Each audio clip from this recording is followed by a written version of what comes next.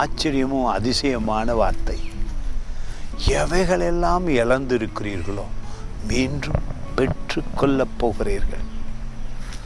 தேவன் உங்களை மறு சீர் அமைத்து சுக வாழ்வை கொடுத்து நம்பிக்கையாய் விசுவாசமாய் நடத்த விரும்புகிறார்.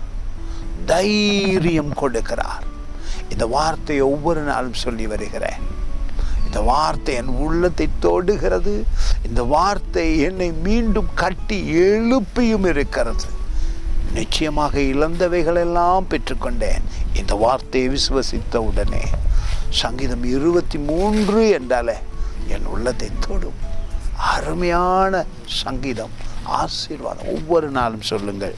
3வது வசனம், அவர் என் ஆத்துமாவை சூப்பர் நேச்சுரலாக பரலோகத்திலிருந்து வல்லமை அனுப்பி மீண்டும் எல்லாவற்றையும் கொடுக்கிறார். உங்களை ஆசீர்வதிக்கிறார். கிறிஸ்துவுக்குள்ளாக அவரின் ஆத்துமாவை தேற்றி தம்முடைய நாமத்தின் நிமித்தம் என்னை நீதியின் பாதைகளில் நடத்துகிறார்.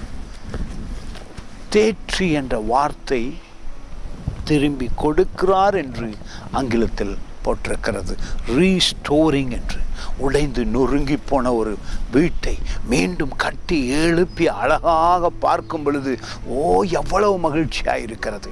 அதே போல் உங்களையும் கட்டி எழுப்பி உங்கள் பிள்ளைகளை உங்கள் குடும்பத்தை ஆண்டவர் தலை நிமிர பண்ணி ஆசீர்வதித்து யாவரும் மகிழ்ச்சி அடையத்தக்கதாக செய்வார். உங்கள் மகனுக்கு அதிசயம் செய்வார், உங்கள் மகளுக்கு அதிசயம் செய்வார், உங்கள் குடும்பத்துக்கு அதிசயம் செய்வார். நிச்சயமாக மறுசீர் அமைக்கிறார். உங்களை மீண்டும் கட்டி எழுப்புகிறார். உடைந்து நொறுங்கி கவலையோடு இருக்க வேண்டாம். இந்த நாளிலே உங்களை தூக்கி எடுத்து தேற்றி ஆசீர்வதிக்கிறார். God bless you.